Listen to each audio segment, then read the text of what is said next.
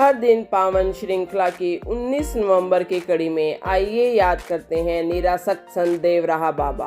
भारतीय संतों की लीलाएं अजब गजब रहती हैं। कोई निवस्त्र रहता है तो कोई केवल टाट पहनकर, कोई सालों मौन रहता है तो कोई एक टांग पर खड़े रहकर ही 10-20 साल बिता देता है। इस लीला को समझना आसान नहीं है। हिंदू विरोधी या उथले मस्तिष्क के लोग इसे भले ही ढोंग कहें, पर आम हिंदू इन्हें श्रद्धा से देखता है। ऐसे ही एक संत हैं देवराहा बाबा, जो नदी किनारे या बीच में मचान पर रहते थे तथा वहीं से भक्तों को दर्शन देते थे। नदी का तटवर्ती क्षेत्र देवराहा कहलाता है, इसलिए इनका नाम ही देवराहा बाबा पड़ गया। बाबा का जन्म कब और कहाँ हुआ, उनके माता पिता और उनका असली नाम क्या था, उनकी शिक्षा कहाँ हुई, उनके गुरु कौन थे, यह किसी को नहीं मालूम। वे पराए वृंदावन, प्रयाग, काशी और देवरिया में रहते थे और बीच बीच में देहरादून और हरिद्वार की यात्रा किया करते थे। प्रयाग में वे माघ मेले के समय गंगा जी के प्रवाह के बीच मचान बनाकर रहते थे। बाबा के दर्शनों के लिए दूर दूर से प्रतिदिन हजारों लोग आते थे। वे अपनी मस्ती में रहकर सबको अपने हाथ या पैरों से स्पर्श कर आशीर्वाद देते थे। अगर आपने हमारे चैनल को अभी तक सब्सक्राइब नहीं किया है तो कृपया इसे सब्सक्राइब अवश्य करें, जिससे कि आपको प्रतिदिन हर दिन पावन श्रृंखला की जानकारी प्राप्त हो सके। बाबा प्रचार एवं प्रसिद्धि से दूर रहते थे। एक बार एक प्रख्यात लेखक ने उनकी जीवनी लिखने के लिए उनसे संपर्क किया तो उन्होंने स्पष्ट मना कर दिया।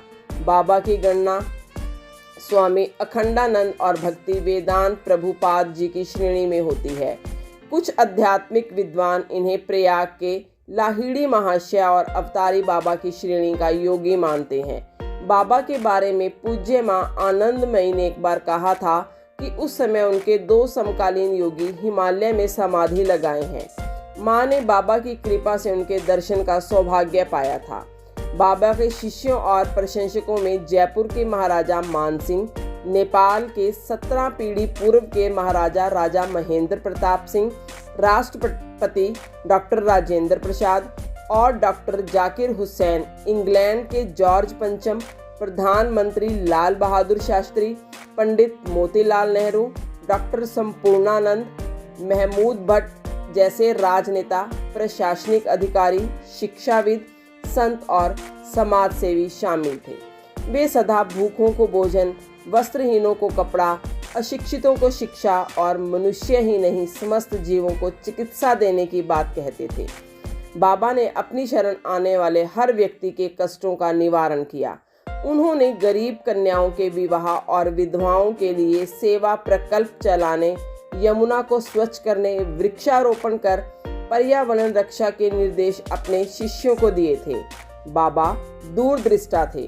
एक बार विश्व हिंदू परिषद के श्री अशोक सिंहल उनके दर्शन को गए। उन दिनों राम मंदिर आंदोलन चल रहा था। अशोक जी ने उनसे इस बारे में पूछा तो बाबा बोले, बच्चा चिंता मत कर, लाखों लोग आएंगे और इसकी एक एक ईंट उठाकर ले जाएंगे। राम मंदिर के निर्माण को दुनिया की कोई ताकत नहीं रोक सकेगी। किसी को उनकी बात पर विश्वास नहीं हुआ, पर 6 दिसंबर 1992 को सचमुच ऐसा ही हुआ, जब देश भर से आए लाखों कार सेवक बाबरी ढांचे की ईंट तक उठाकर ले गए। दुनिया भर के लाखों लोगों के प्रेरणा स्रोत पूज्य देवराहा बाबा ने 19 नवंबर 1990 को वृंदावन में अपनी देह लीला समेट ली। कमेंट सेक्शन में जाकर आप अपने कीमती सुझाव अवश्य दें, जिससे हम इस कार्य को और अच्छे तरीके से कर सकें। भारत माता की जय।